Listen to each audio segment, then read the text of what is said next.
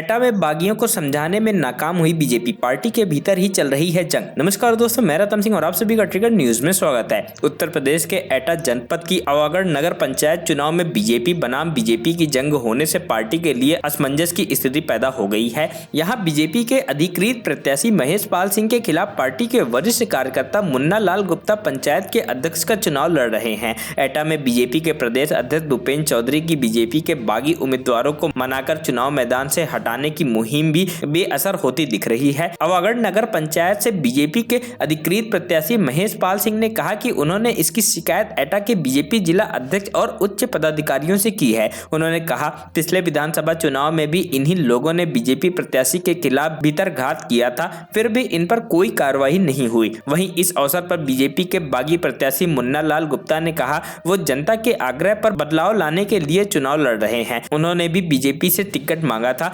लेकिन पार्टी ने उनको टिकट नहीं दिया। आवागढ़ नगर पंचायत के आंकड़ों पर नजर डालें तो यहां कुल 9,400 वोट हैं, जिनमें सर्वाधिक लगभग 2,000 वैश्य वोट हैं। इसके बाद क्षत्रिय वोट 1,200 हैं। एटा में अधिकांश नगर निकाय अध्यक्ष की सीटों पर बीजेपी बनाम बीजेपी की ही लड़ाई हो रही है। इससे नगर निकाय चुनाव में नुकसान के साथ साथ बीजेपी को मिशन 2024 में भी नुकसान हो सकता है। इसके अलावा भी एटा जनपद की 10 में से 6 सीटों पर बीजेपी बनाम बीजेपी का संघर्ष हो रहा है। एटा जनपद की बीजेपी इकाई इस पर नियंत्रण करने में पूरी तरह से असफल हो गई है। यदि बीजेपी में इसी प्रकार से भीतरघात होता रहा तो एटा जनपद में निकाय चुनाव में भारी नुकसान हो सकता है। एटा में बीजेपी बनाम बीजेपी की ये लड़ाई को खत्म करने की कोशिश पार्टी के प्रदेश अध्यक्ष दिनेश शर्मा ने भी की। साथ ही उन्होंने कहा कि बीजेपी के जो भी विद्रोही उम्मीदवार हैं, उनकी लिस्ट प्रदेश में बन रही है, जल्द ही उनके खिलाफ कार्रवाई की जाएगी। इसके बावजूद एटा में पार्टी के भीतर ये जंग जारी है। Bureau report.